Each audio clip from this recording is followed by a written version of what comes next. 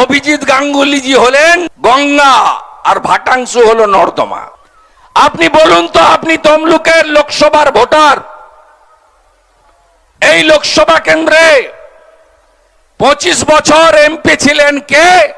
সর্বাধিনায়ক সতীশ সামন্ত। 77-এ জিতেছিলেন কে? সুশীল ধারা মহোদয়।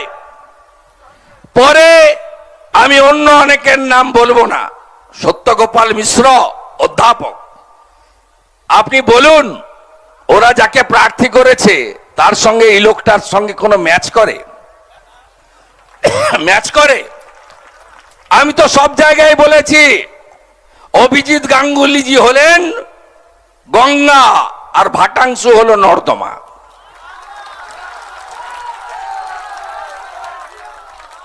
নর্দমা ঘাটাঘাটি করবেন না, যে গঙ্গা জল না হলে পুজো হয় না, সেই পবিত্র গঙ্গা তাকে গ্রহণ করে দর্শন করবেন। আপনাদের ঠিক করতে হবে, গণদেবতা জনতা জনার্দন। ভাবছেন ভোট কেমন হবে?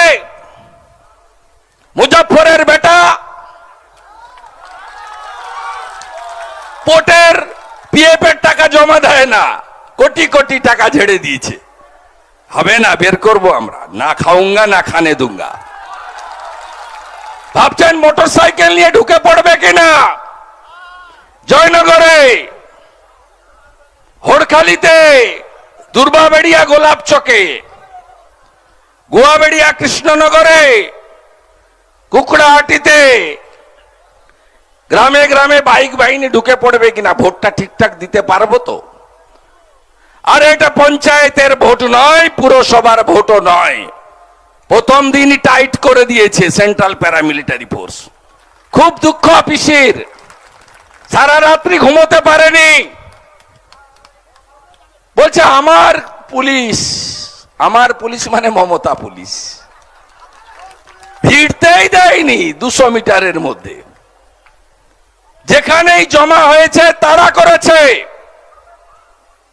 প্রত্যেক বুথে 6 জন করে প্যারামিলিটারি, 100% বুথে ওয়েব ক্যামেরা, তার খোলা সিসিটিভি নয়, দিল্লি থেকে মনিটরিং।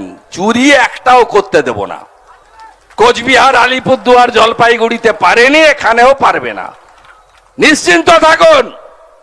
প্রথম দফায় 288 কোম্পানি আর 29টা ওই গুন্ডাদের তাড়া করার জন্য কিউআরটি ছিল, কুইক রেসপন্স টিম।